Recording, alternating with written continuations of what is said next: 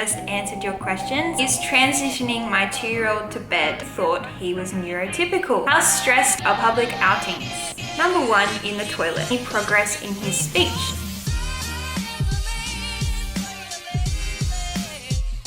Hey guys, welcome back to our channel. It has been a really long time since I've sat down and just answered your questions. So I'm going to be doing a Q&A. You guys sent some really interesting questions, so I can't wait to answer them for you today. Please no disclaimer, I am not an expert. You guys asked me a lot of questions regarding recommendations and things. All of my answers are based on my experience as an autism mum. My son Jacob is 4 years old and he is nonverbal and has been diagnosed with level 3 autism. Let's get into it. Question number 1 is transitioning my 2-year-old to bed. He's on the spectrum and loves jumping to climb. So this one, I don't think I have a clear answer for. I think it really depends on your child. Jacob has always struggled with sleep and, going to bed and such. And so when he was younger and he was in a cot, he used to jump in his cot happily for about 4 or 5 hours before he would actually fall asleep. And yeah, it was insane how much regulation he needed to get before he actually fell asleep. And so when Jazz was born and we were living at my mum's, he learned how to climb out of the cot. And then it was game over. I had a newborn who was waking every 2 hours and Jacob who would not go to sleep at all. And so he knew how to climb out of the cot, and so I would basically just stand right next to his cot while he was jumping. He would try and get out, but I would just stand there and I would just block him from trying to get out of the cot. Say it's bedtime, it's time to go to sleep. I would be there for him. I would give him back tickles if he wanted it. He would have his dummy, his bottle, and all of that. That's not to say during the night he would just climb out and come out the door, and it was a very hard time. So yeah, I don't have too much advice, but if you guys have an answer to that question, comment that down below. This mum needs some advice. Were there times when Jacob was little that you thought he was neurotypical? So I think my head, autism wasn't on the radar until he was around 18 months old, when he went through the regression and he started to regress in his speech, his sleep, and his eating. I have a video up here, I'll post it there for you regarding Jacob's 18-month regression and what happened. Basically, he went from, as I said, eating, talking, sleeping really well to then none of those things. He lost everything in a matter of a few weeks. Up until that point, I think I believed Jacob was neurotypical. I don't think, it wasn't on my radar. I knew about autism. I had, autism was in my family, so I knew about what it was, and I just didn't see it in Jacob until I looked back at footage, and then I was like, that's what that was. So yeah, it wasn't until he was about 18 months old when I was thinking that some of the signs that he was showing, repetitive behaviors, he was losing his speech, all of those things led us to a diagnosis. Let me know down below when you first thought your child had autism or weren't neurotypical. I like this question. I mean, I don't like this question, but it's funny. How stressed on a scale of 1 to 100 are public outings? I would say 1,000. 100,000. 1 million.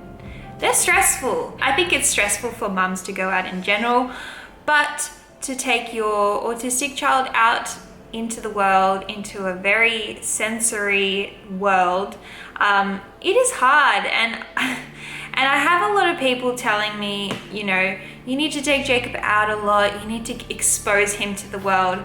But by exposing him to a lot of that, isn't gonna get him used to it. As such, it's just gonna cause a lot of sensory overwhelm. And I think people need to understand that people experience sensory overload and it's a real thing. It's not naughty behavior. It's not the fact that they're not used to going out into the world. I think it's a lot. It's a lot to go to a place, especially if they're nonverbal. I don't know if Jacob's understanding me when I say we are going to the shops or we are going to the park. And he may not get that.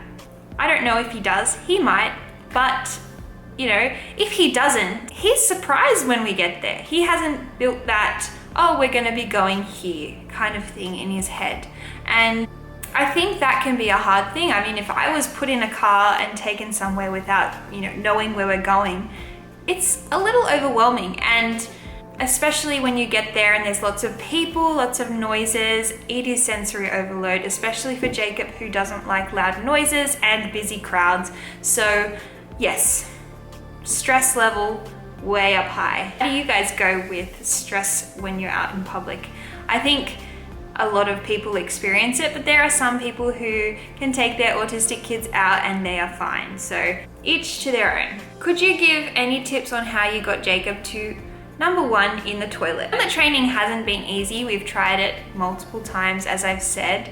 I have a video here on how we've started out this time on how we're doing toilet training.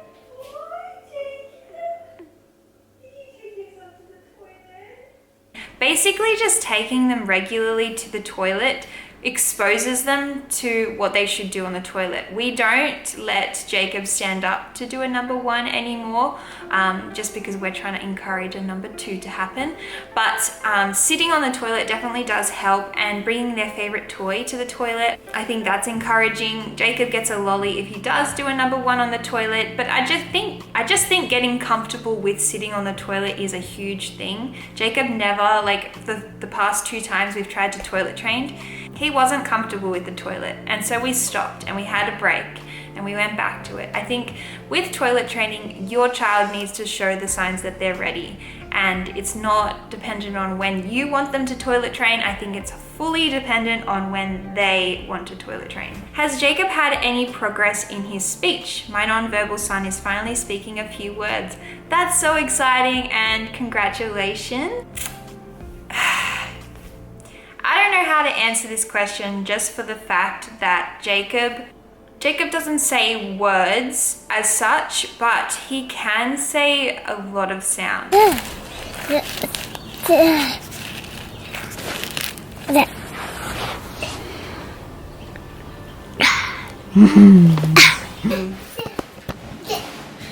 Do you love it?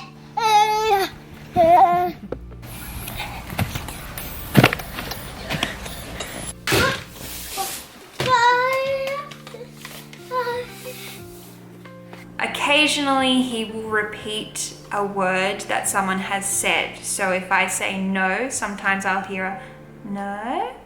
And sometimes if I say hi, he'll be like hi. And in his own sort of way, he's repeating. It's very rare that that happens and it's like a proper word. Jacob does sing a lot. He like hums and sings and makes sounds.